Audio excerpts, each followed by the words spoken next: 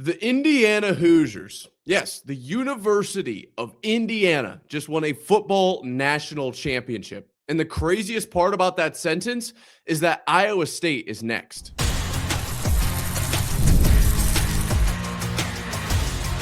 You are Locked On Cyclones, your daily podcast on the Iowa State Cyclones, part of the Locked On Podcast Network, your team every day.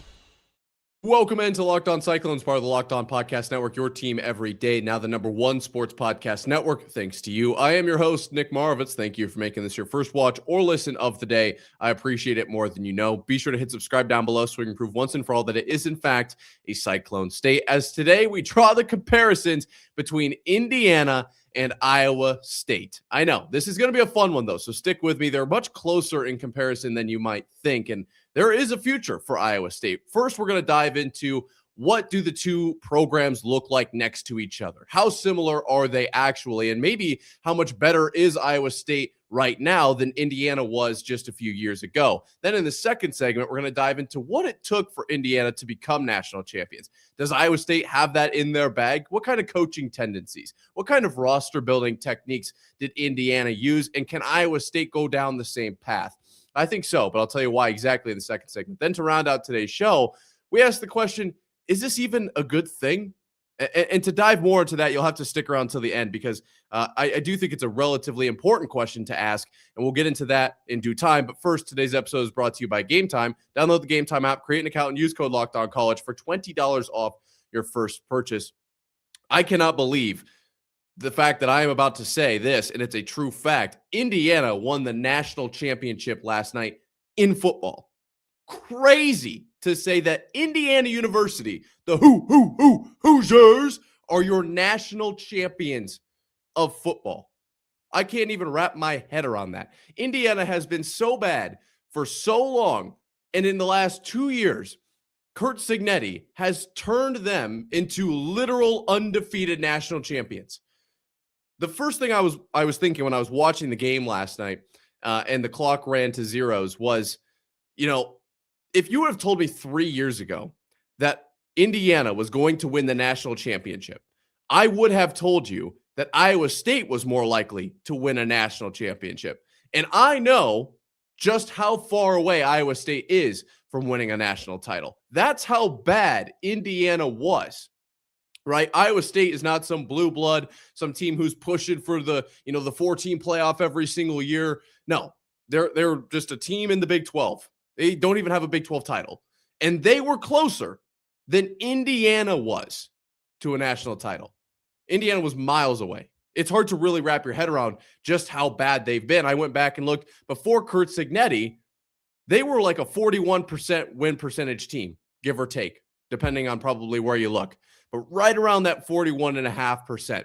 They had yet to achieve a double-digit win season before last year. They had never gotten over 9 wins, ever. And I don't think they ever got over 8, to be completely honest. Last year, they went 11-2. Interesting kind of parallel there. We're getting kicked off early. Iowa State first double-digit win season was in 2024 as well. So just keep that in mind. But I actually think Iowa State's in a better position than IU was. When you look at like bowl games, and Iowa State had about a 45% win percentage when I went back and took a look, which I know doesn't sound like a whole lot, but when you're playing like over 1,000 games, 4%, 5% actually is a relatively large margin. But I will say this, when Curt Signetti was introduced as the head coach at Indiana, this just gives you an idea of where the program was.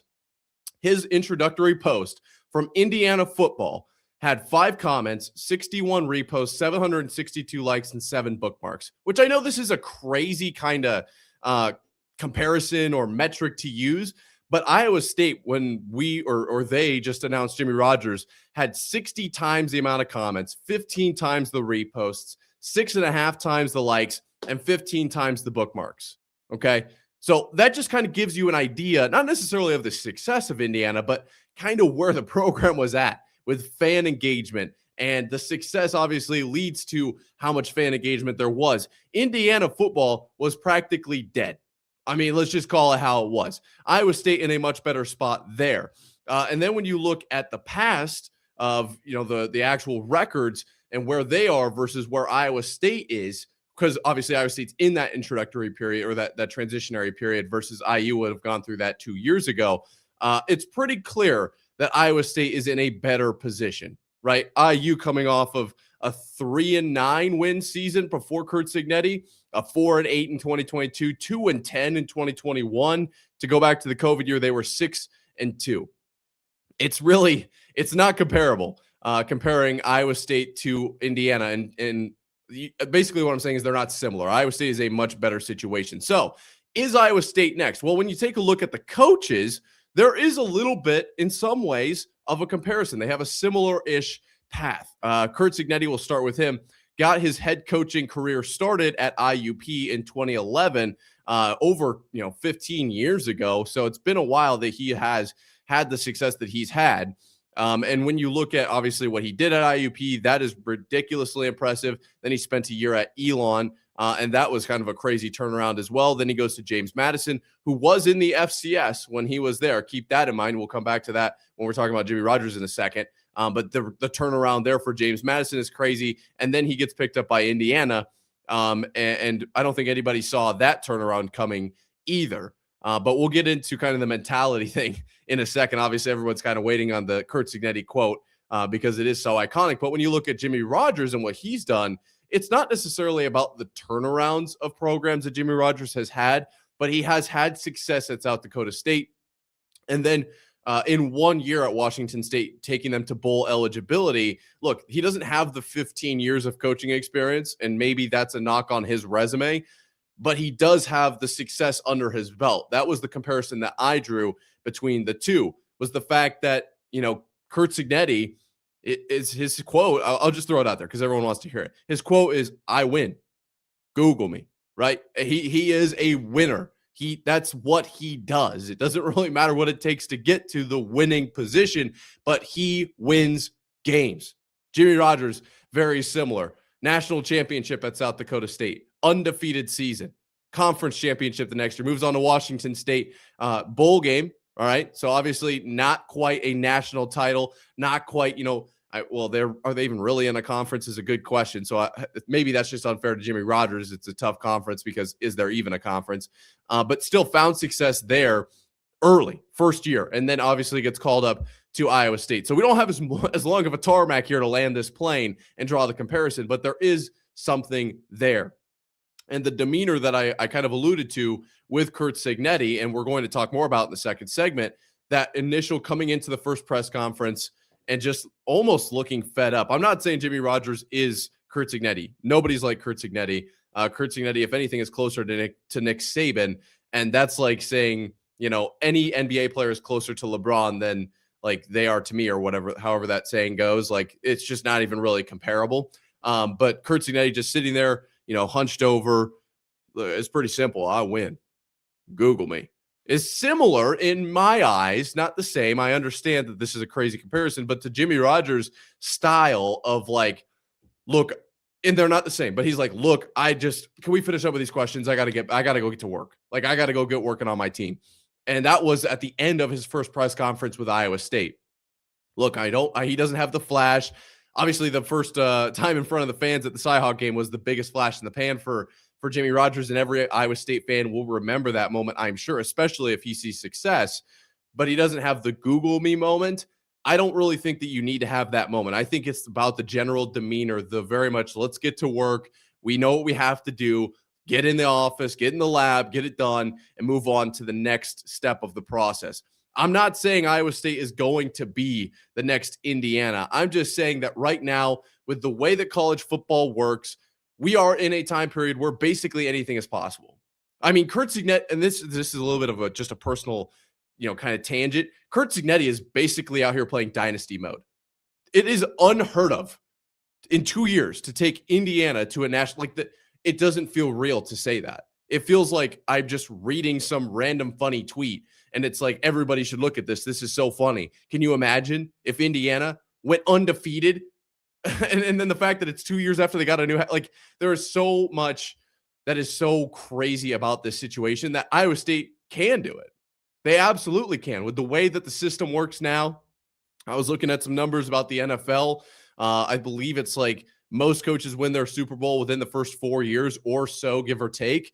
I mean, that's kind of what college football has been or has turned into. It's not the same as it was, 10 years ago, where you had to build the program up and you got this opportunity to build the, kind of credibility into the program. And then that, relays into your recruiting classes, and that brings up the ships even more. And then that raises your recruiting classes. It's like this positive feedback loop. It's not really how it goes anymore. You can just win in the transfer portal and all of a sudden immediate turnaround, go from 3-9 to, double-digit win season to national champions. You can do that. What does it take, though? Is Iowa State capable of that? What exactly did Indiana do?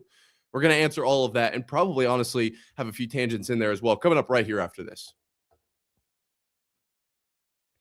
But first, a word for our friends over at Game Time. There is nothing like college football season. Tailgates, packed stadiums, being right there in the middle of it all. The energy, the bands, the moments you remember forever. But actually getting tickets, that part used to be frustrating with long queues, logins, and prices jumping at checkout. That's why Game Time gives the advantage back to the fans. It's the easiest way to unlock amazing college football tickets and experiences in just a few taps. I opened up the Game Time app looking at that national championship game. I was surprised at how fast it was, how easy it was to find great seats. The app is incredibly easy to use. My personal favorite feature by far is the fact that I can see the view from my seat before I buy it. I don't do so good with the maps. All right. I just don't have, I don't know if it's depth perception, if it's my inability to scale. I can't do it. If I can see the view from my seat, though, I know exactly what I'm getting. And I love that. The zone deal stood out as well. You pick the section, Game Time picks the seats, and you save even more. Knowing that prices include all fees up front makes the whole process completely stress-free. So take the guesswork out of buying college football tickets with Game Time. Download the Game Time app, create an account, and use code LOCKEDONCollege for $20 off your first purchase. Terms apply. Again, that's code LOCKEDONCOLLEGE for $20 off. Download the Game Time app today. I can't wait to dive into what exactly Iowa State needs to do to become the next Indiana. But first, I just want to thank you for making Locked On Cyclones your first watch or listen of the day. Thank you for making Locked On the #1 sports podcast network. We couldn't do this without you. So I am very, very appreciative of every single one of you guys. If you haven't already, go check out the new Everydayer Club. Gives you access to an ad-free audio feed for Locked On Cyclones wherever you're listening. And it gives you an invite to a members-only Locked On Everydayer Club Discord server, which includes a group chat. It's a great time. So you can, check out the link in the description or in the show notes below.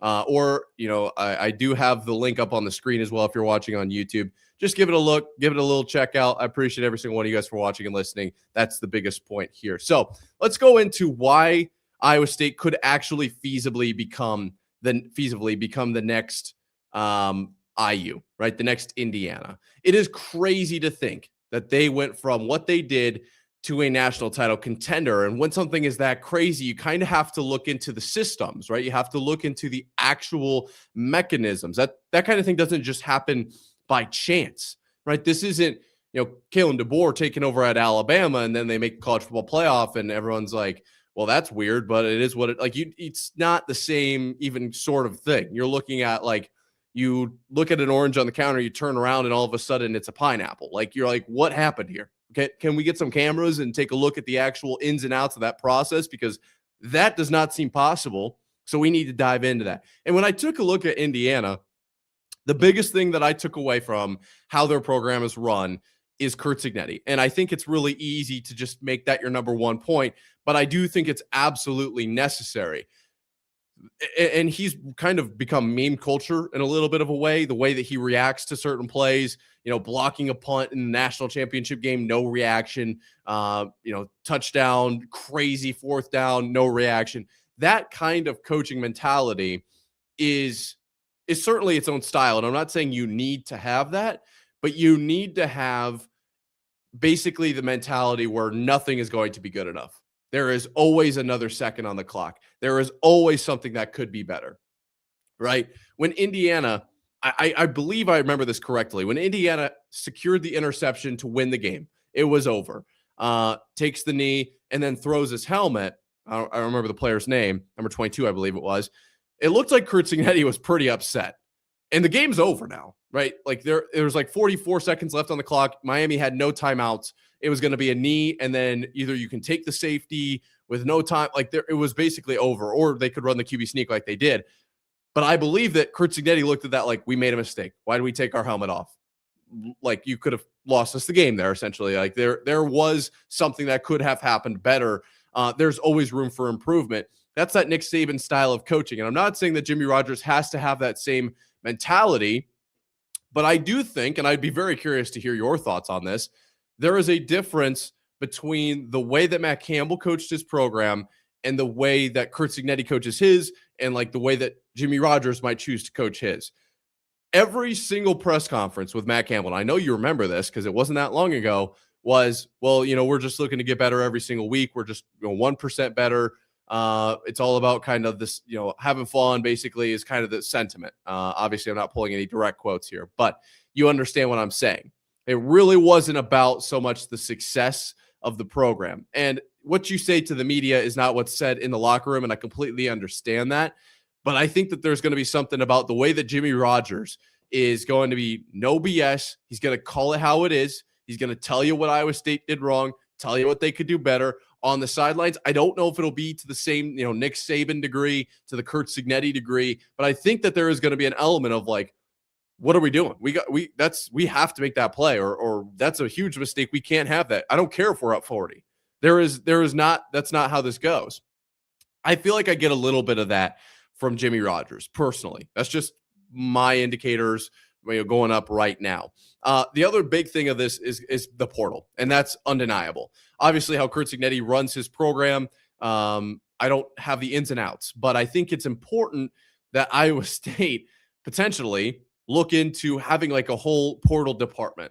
And I think that we're getting closer to that, where you have to have trusted talent evaluators, of course, to make this work. But I don't think Jimmy Rogers can just do it on his own, or him and a couple of other guys. Like, I think you need to have a whole department. Everyone is out there compiling all of this tape because, like I said, there was over 10,000 players in the transfer portal this season alone. Obviously not all FBS. I understand that, but there is a ton of talent out there, and you don't have to be at the FBS level to compete at the FBS level. And we'll get into that in just a second. That's literally my next point. But understanding, where are we gonna target? Which players have good tape? Which ones are we, at least looking at the tape and then getting to know the player? There's such a wide net that you have to cast. I do think that having a department is a huge step in the right direction. I think Iowa State's done a good job so far of setting up their staff. Just something that I think is actually really, really important. Building up through the portal, you couldn't have had success in 2 years without doing it that way. And I think that's pretty common knowledge. However, in the portal, it's very clear that there are two things that you kind of have to hit on, non-negotiable. For one, and I this was in like some sort of Mark Cuban, I don't even know if it was on the TV broadcast. I think it was on just social media that I saw this. They were asking him, because he is obviously a donor for Indiana, how do you go about, paying these guys and not overpaying or losing that blue chip or blue collar mentality, that chip on the shoulder mentality? And basically what Cuban said was like, we're not bringing in and paying everyone a ton of money, because then it becomes like, well, what about all the guys on the roster already? How do they respond to that? And well, you did do that for me. And then it creates this weird, kind of not toxic, but weird culture.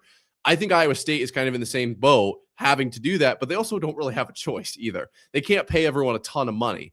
So they're forced into this hole, but it's the best hole to be forced into, because you don't want to get into a bidding war. You want those blue collar guys that are going to come in and just work their tails off, right? You want the guys that aren't really focused on what the kind of Lamborghini they're going to buy. They're focused on, am I in the A gap or the B gap? And am I, dropping into coverage, or am I, running like my head's cut off? Like, what kind of football do you want on the field? I feel like there is a big difference, especially when you build that team money-wise, where Iowa State actually is in a position where they don't really have much of a choice. We know where they're at money-wise, and they're kind of forced into a hole where you can only bring in those blue-collar, really gotta have it, need it, kind of players. I think that's a bright side for Iowa State. And then the final point is, and I haven't dove into necessarily Iowa State's transfer portal class. I'll probably do that this week. IU is very much an old team. I have the average age right around 23 or 24. I honestly don't know if I'm going to go back and take a look at the roster deep dive, but I'm pretty sure like every offensive player besides one or two was an upperclassman and or after fourth year in their college football tenure. It's becoming clear, and I have talked about this. The age is certainly real. Like it's like why you have U18, U16, U14, at the younger levels for AAU ball or whatever. At the college level, there is going to be a very real gap between a 5-star 18-year-old and coming out of high school 2 or 3-star 23-year-old, 24-year-old, right? Just the development in those 5-6 years is insane. And also, the 3-star thing doesn't really stick. Like you don't have to. They're not a 3-star once they've been in college football for 6 years. There's going to be the argument, oh, well, they couldn't get it done before. Well, they have a lot more experience than the 18-year-olds. Like they just plain and simple, they have a lot more experience. And so Indiana built their team around a lot of old guys. Even if they came from the FCS level, I think Iowa State has done the same, looking at how many years of eligibility are remaining on a lot of these players, as far as what they have. I haven't dove into their actual ages, but I will do that soon. Just looking at years of eligibility, though, I think that we're starting to see that shift towards some older players. Of course, you bring in young guys, some guys with some ridiculous upside. You want them on your team. But also, like Jalen Rayner doesn't have 4 years of eligibility left. He's been around. He understands how football works. He's a great addition. Similar, not the same, but similar to Fernando Mendoza. I cannot believe we're having the conversation of, is Iowa State the next IU? Because these are two schools that I would say historically have not really been in the national title conversation. I think that's pretty fair to say. The question, though, is this actually a good question to be asking? Is this healthy? We're going to answer that coming up right here after this.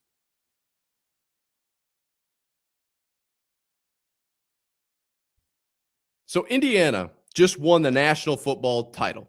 And Iowa State is significantly closer than maybe they've ever been, which is a crazy thing to say here at Locked On Cyclones, part of Locked On Podcast Network, your team every day. I've drawn the comparisons between IU and Iowa State. I've shown you how IU and Iowa State both, not the same, but have come from a little bit of a dumpster fire.